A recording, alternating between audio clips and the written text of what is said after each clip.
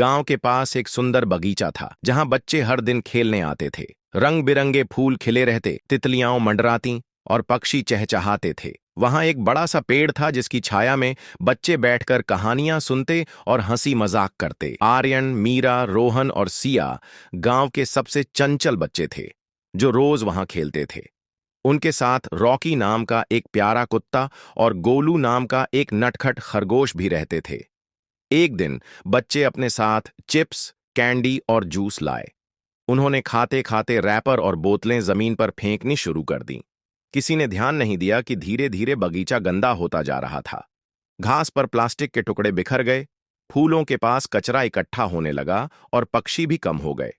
बाबा, जो गांव के माली थे, हर दिन बगीचे का ख्याल रखते थे। जब वे उस दिन बगीचे में आए तो उन्होंने चारों तरफ फैला कचरा देखा और बहुत दुखी हुए। बाबा ने बच्चों को अपने पास बुलाया। बाबा ने बच्चों से पूछा, बच्चों, क्या तुम्हें यह बगीचा पसंद है? हाँ बाबा, हम यहां रोज खेलने आते हैं, मीरा ने उत्साह से कहा। तो फिर तुम इसे गंदा क्यों कर रहे हो? बाबा ने गंभीर आवाज में पूछा। बच्चे चुप हो गए। उन्हें एहसास हुआ कि उन्होंने बगीचे को कितना गंदा कर दिया था। बाबा ने समझाया, अगर हम अपने आसपास की जगह को गंदा करेंगे तो न फूल खिलेंगे, न तितलियां आएंगी और न ही पक्षी यहां रहेंगे।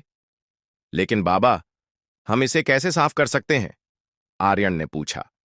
अगर तुम चाहो तो अभी से सफाई शुरू कर सकते हो, बाबा ने कहा।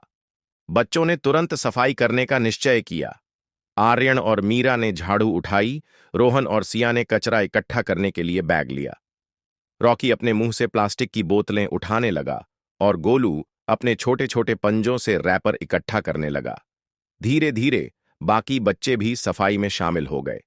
हर कोई मिलकर मेहनत करने लगा। कुछ ही समय में पूरा बगीचा साफ हो गया।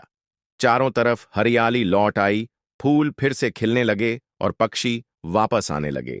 बच्चों ने बाबा से पूछा, बाबा, हम कैसे सुनिश्चित करें कि बगीचा फिर से गंदा ना हो? बाबा ने सुझाव दिया कि बगीचे में एक बोर्ड लगाया जाए जिस पर लिखा हो, जहां खेलो वहां सफाई रखो। बच्चों को यह विचार बहुत पसंद आया। उन्होंने एक बड़ा बोर्ड बनाया और उसमें रंग बिरंगे अक्षरों में संदेश लिखा। बच्चों ने गांव के और लोगों को भी सफाई का महत्व समझाया। अब हर कोई बगीचे को साफ रखने का वादा करने लगा। बच्चों ने बाबा का धन्यवाद किया और सफाई रखने की जिम्मेदारी लेने का संकल्प लिया। अब से हम कहीं भी कचरा नहीं फैलाएंगे, मीरा ने उत्साह से कहा। और अगर कोई कचरा फैलाएगा तो हम उसे सफाई के लिए कहेंगे, आर्यन ने जोड़ा। रॉकी और गोलू खुशी से उछलने लगे। चारों ओर हंसी खुशी का माहौल था। तितलियां फिर से मंडराने लगीं, पक्षी फिर से गाने लगे और बगीचा पहले से भी ज्यादा सुंदर लगने लगा। सीख, स्वच्छता अपनाई, खुशहाली लाई।